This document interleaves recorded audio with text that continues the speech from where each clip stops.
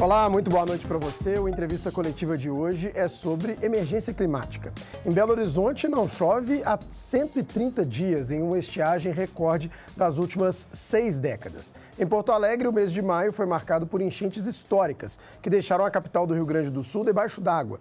E no mundo inteiro, altas temperaturas não param de bater recordes. Para explicar esse cenário de extremos e debater possíveis soluções, a gente recebe o biólogo Thiago Metzger, que tem larga experiência na área da mudança climática. Muito boa noite, Thiago. Boa noite, André. Muito obrigado pelo convite. Murilo, Orion, muito obrigado. Pois é, participa comigo dessa entrevista coletiva o nosso comentarista de política do Grupo Band Minas, Orion Teixeira. Muito boa noite, Orion. Boa noite, prazer estar aqui. E ao meu lado, o diretor de jornalismo da Band Minas, Murilo Rocha. Muito boa noite, Murilo. Boa noite, André. Tiago, eu queria começar com o senhor falando sobre essas questões que a gente colocou, né? Estiagem, recorde em Belo Horizonte, recorde nos últimos 60 anos. Também a situação inédita em Porto Alegre, né? Cidade literalmente debaixo da água. Essa situação também de temperaturas altíssimas no mundo. O que está acontecendo? Tem uma relação entre esses fatos e o que a gente pode entender, né? O que as pessoas de casa podem entender do que está acontecendo no mundo? Ô André, esses fenômenos climáticos estão previstos já pela ciência, pelo IPCC, que é o Painel Intergovernamental de Mudanças Climáticas da ONU, já está previsto há muito tempo. Com o nível de emissões de gases de efeito estufa, né, o famoso CO2, que a gente emite através da queima dos combustíveis fósseis, através dos incêndios, da queima da floresta, nós estamos aumentando o efeito estufa. Com o aumento do efeito estufa, a relação é direta com o aumento da temperatura.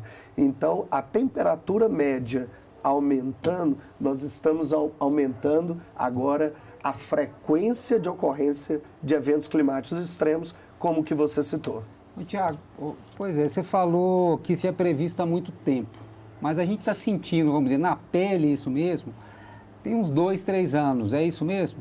É isso mesmo, porque, Murilo, a ciência previa já esses eventos e da forma como a gente está sentindo pela curva de aumento do CO2. A projeção de cenários, se continuarmos vivendo com esse modo de vida e com esse nível de emissão, chegaria um momento em que a gente sentiria mais na pele. E esse momento chegou. Mas é importante que as pessoas saibam, ô Murilo, que isso por muito tempo está previsto. E agora que principalmente a classe política está se atentando e se envolvendo com as diversas agendas, né, de criação de decretos, leis, planos de adaptação climática, planos de soluções baseadas na natureza, mas isso já está previsto há bastante tempo.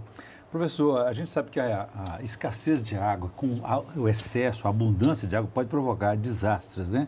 Que relação que você pode fazer, por exemplo, com o caso do Rio Grande do Sul e os nossos desastres aqui de Mariana, Brumadinho? Tem alguma relação com isso? Tem também, Orion, porque os sistemas, aí trazendo de Brumadinho e Mariana, os sistemas são projetados para receber um determinado volume de chuva num determinado tempo. Se, como aconteceu o ano passado em Belo Horizonte, na região, tivermos em curto espaço de tempo um volume de chuvas muito grande, isso pode colapsar os sistemas que foram desenhados projetando os índices do passado e não do futuro. Tem um termo que se usa na engenharia que é o tempo de recorrência. Os sistemas são projetados com tempo de recorrência de 50 anos, de 100 anos. Mas as previsões agora é que a gente tenha períodos de seca mais intensos e com maior frequência, períodos de chuva intensa, como a do Rio Grande do Sul, ainda mais intenso, e o impacto para toda a população do Rio Grande do Sul é enorme, tanto de desvalorização imobiliária, sem falar, claro, nas perdas de vida e no prejuízo direto, desvalorização imobiliária, perdas para o comércio, para o serviço. Existe agora uma estimativa que o Rio Grande do Sul demore 50 anos para recuperar a sua credibilidade junto à população. Pode falar, André. Então, que o senhor estava falando sobre essa questão da recorrência.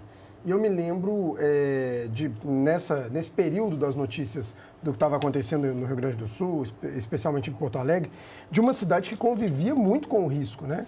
Já se sabia ali que tinha rios, a cidade praticamente invadiu o leito do rio e manutenção, alguns equipamentos ali já estavam aquém, mas sempre se colocava, não, já passamos por isso, não, já tivemos grandes chuvas e nada acontece.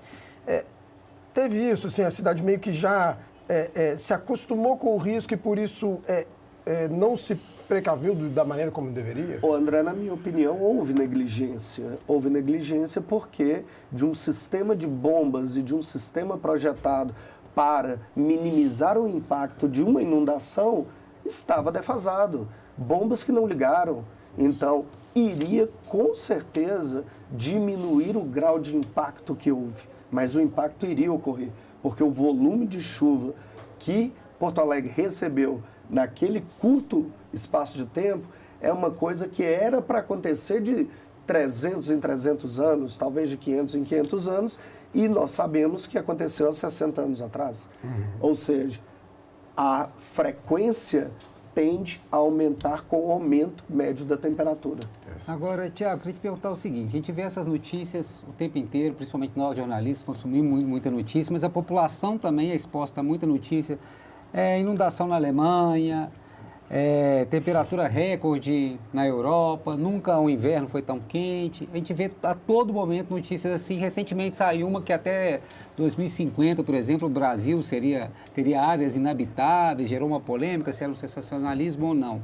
Eu queria te perguntar isso, já existe até o termo ecoansiedade, pessoas que já estão sofrendo pelo que pode vir no futuro.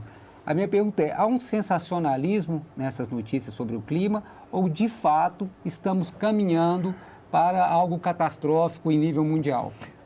Murilo, oportunistas sempre temos para poder, para poder colocar esse fogo em determinada situação. Mas, do meu ponto de vista, que é técnico, que acompanha a evolução da ciência com essa previsão, existem cenários muito perigosos para a humanidade. Por quê? Nós temos uma meta de limitar o aquecimento a 1,5 graus.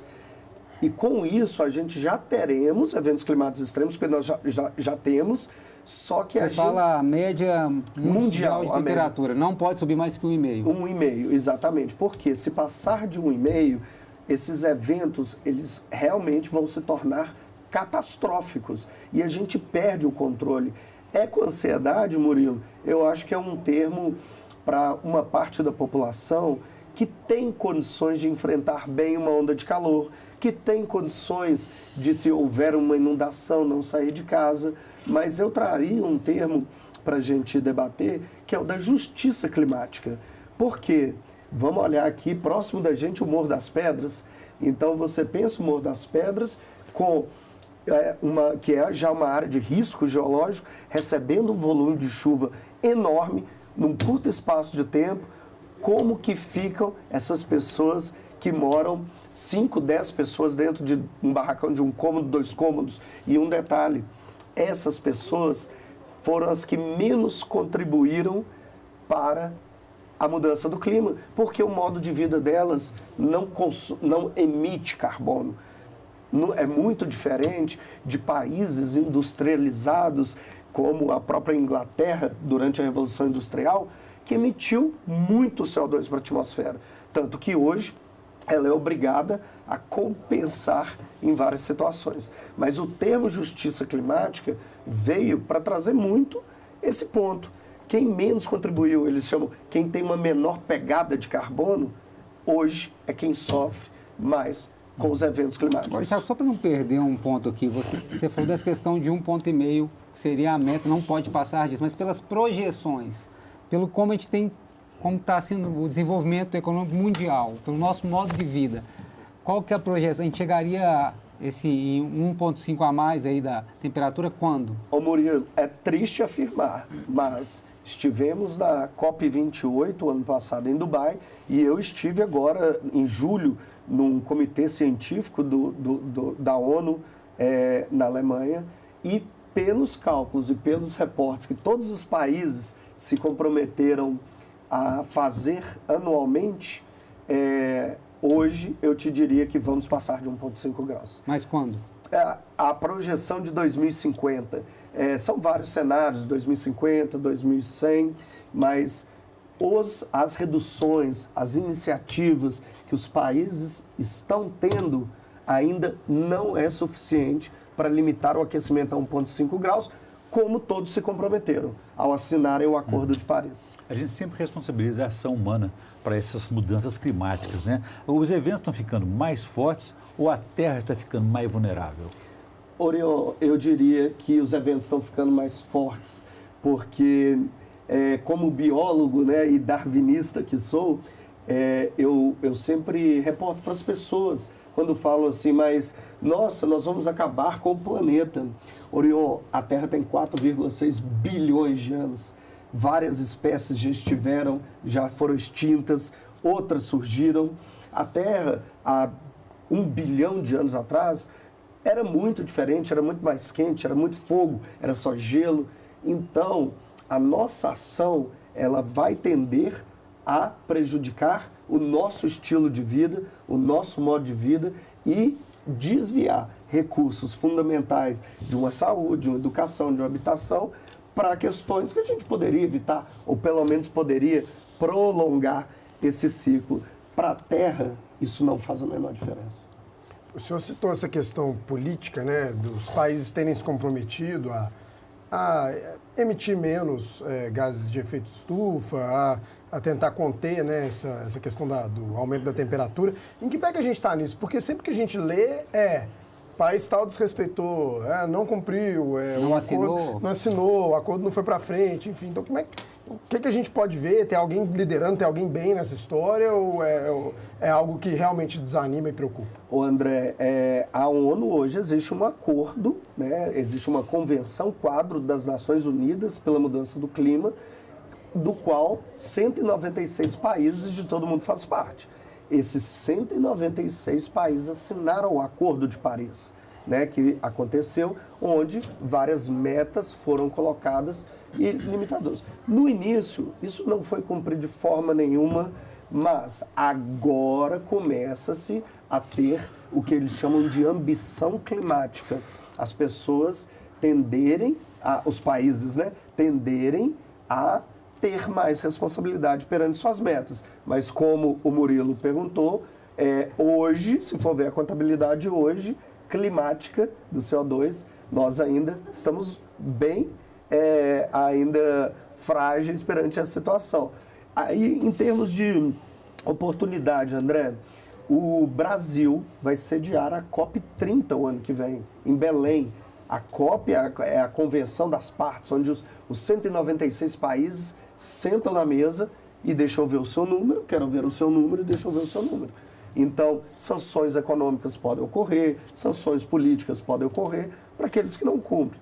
O Brasil tem uma oportunidade de ouro presidindo o G20 esse ano e com a presidência da COP o ano que vem. E aí, como cidadão, a gente se pergunta o contrassenso de um petróleo na foz do Rio Amazonas em um momento em que todos os grandes cientistas do mundo falam, para a gente cumprir a meta, não podemos abrir mais nenhum poço de petróleo. Tiago, agora, dentro desse assunto, você citou aí medidas, né? Por exemplo, esse caso do projeto do governo de querer explorar petróleo da foz do Rio Amazonas, né, nitidamente vai contra tudo que se fala na questão de evitar esse aumento da temperatura. Eu queria te perguntar o seguinte, quais outras grandes medidas, caso lhe fosse dada uma carta branca para decidir para o Brasil, o que o Brasil poderia fazer mais de medidas efetivas para poder estar dentro dessa agenda? Murilo, o Brasil não é um país industrializado como os grandes países da Europa foram e ainda são, ou dos Estados Unidos. Qual que é a grande fonte de emissão de carbono do Brasil? Pecuária. São as queimadas, os incêndios florestais e a pecuária. Então, o nosso modo de produzir, da agricultura, de uma forma geral, e da pecuária, ainda tem muito a se incrementar. O que a gente chama de uma eficiência produtiva.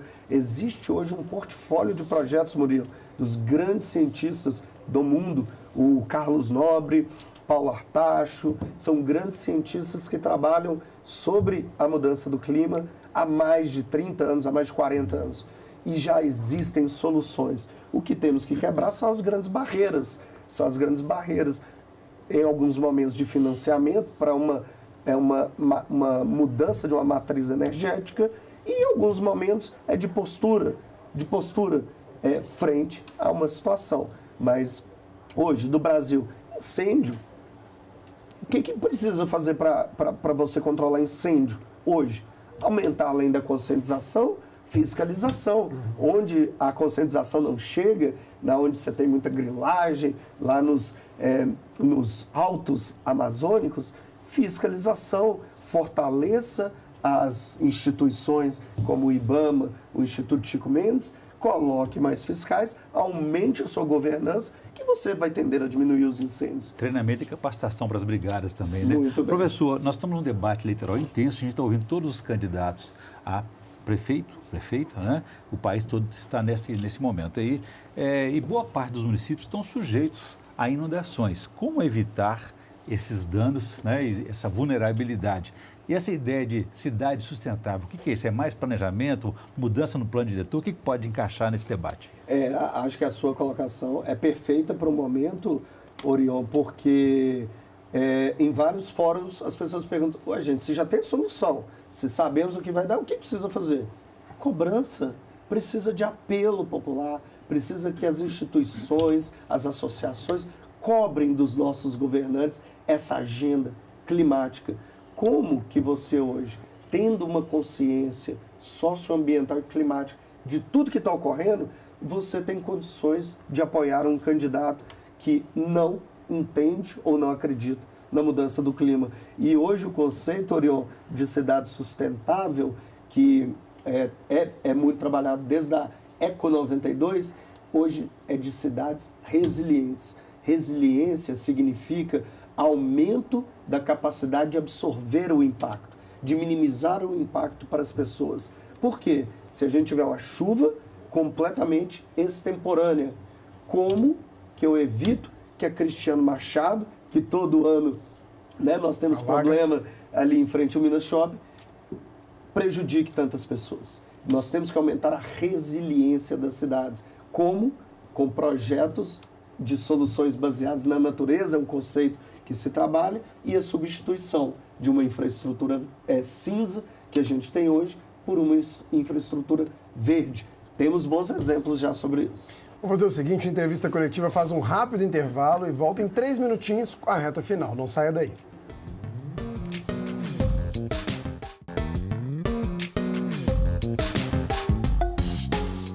Estamos de volta com a entrevista coletiva, hoje com o biólogo Tiago Metzger, que tem larga experiência na área da mudança climática. Professor, dá para a gente falar de bons exemplos? Tem cidades que estão se destacando nisso? Algum caso aqui no Brasil? Tem um conceito de cidade esponja? O que seria isso, por exemplo? André, o conceito de cidade esponja tem ganhado grande repercussão com essas iniciativas de soluções baseadas na natureza. O que é a cidade esponja? É uma cidade que tem mecanismos para a água ser absorvida. Um grande volume de chuvas num curto espaço de tempo, nossas canaletas, sarjetas, bocas de lobo não suportam. Hoje, a gente já vê que não suporta. Causa as enchentes que estamos acostumados.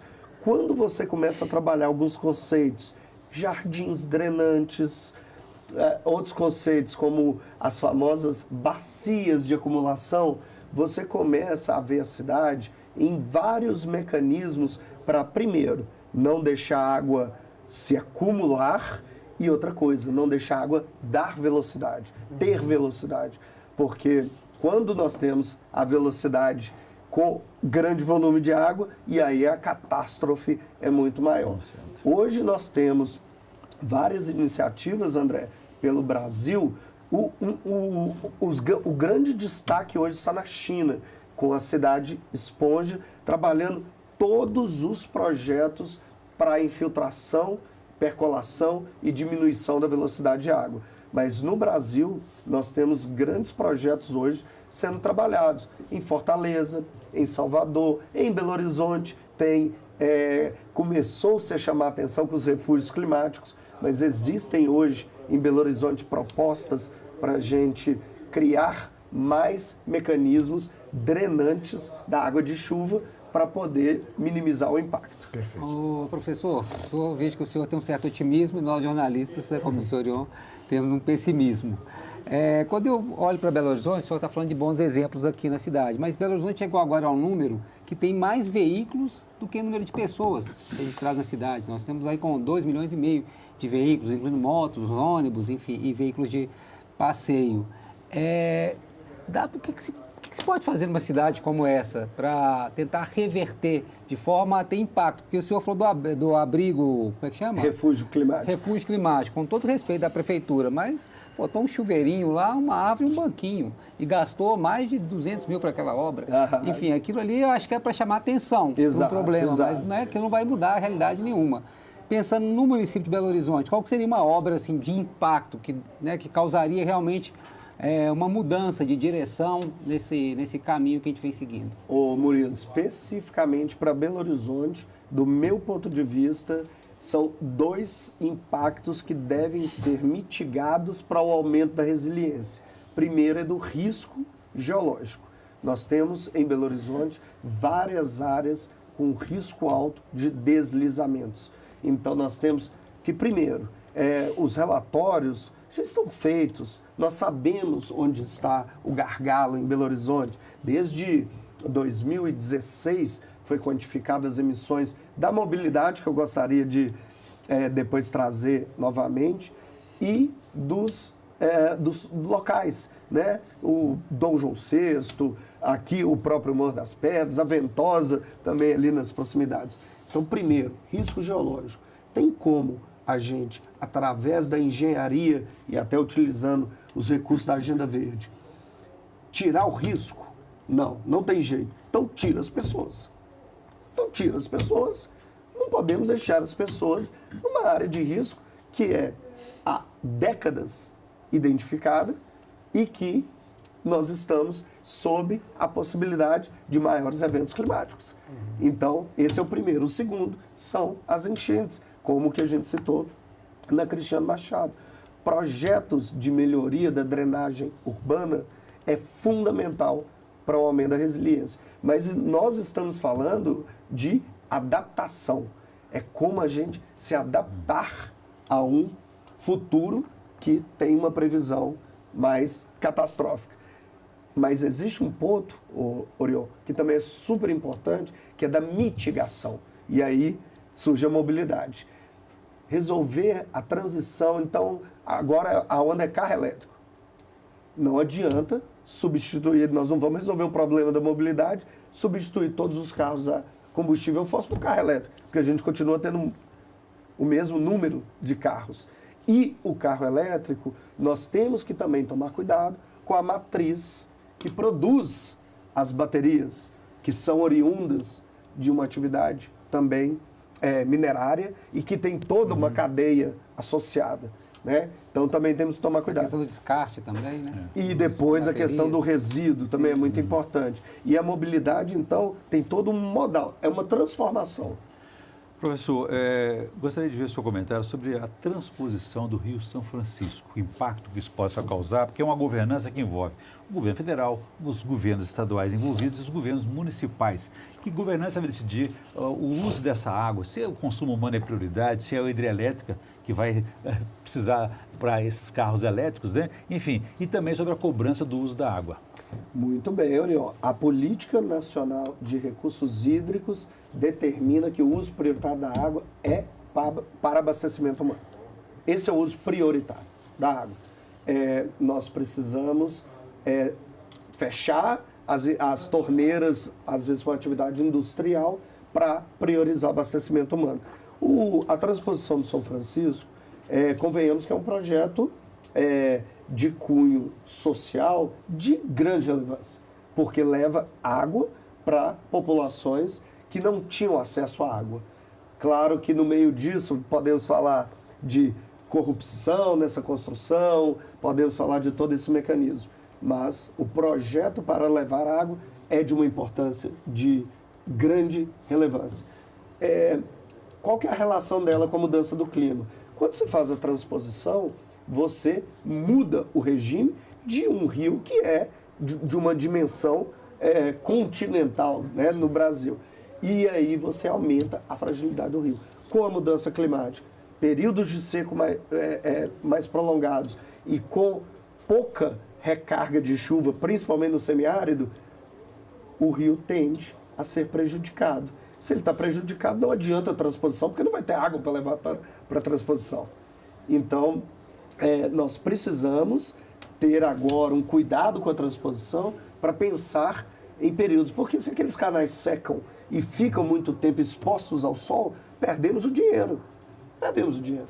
Então, temos que trazer a iniciativa privada, temos que trazer outros grandes mecanismos para que a engenharia suporte esses eventos climáticos extremos por um período maior de tempo. Professor, a entrevista coletiva está ficando por aqui. Agradeço demais a sua participação e volte mais vezes para a gente falar desse assunto tão importante. Vai ser ótimo. Muito obrigado, André, Murilo, Orion, pelo convite. Prazer. Como eu trabalho nessa agenda climática há mais de 20 anos, eu acho de fundamental importância ampliarmos essa comunicação para chegar aos cidadãos. Obrigado, Orion. Até a próxima. Prazer. Valeu, Murilo. Boa noite. Boa noite para você, claro, que está nos acompanhando. Agora você fica com o Jornal da Band e tenha um ótimo final de semana. Até a próxima.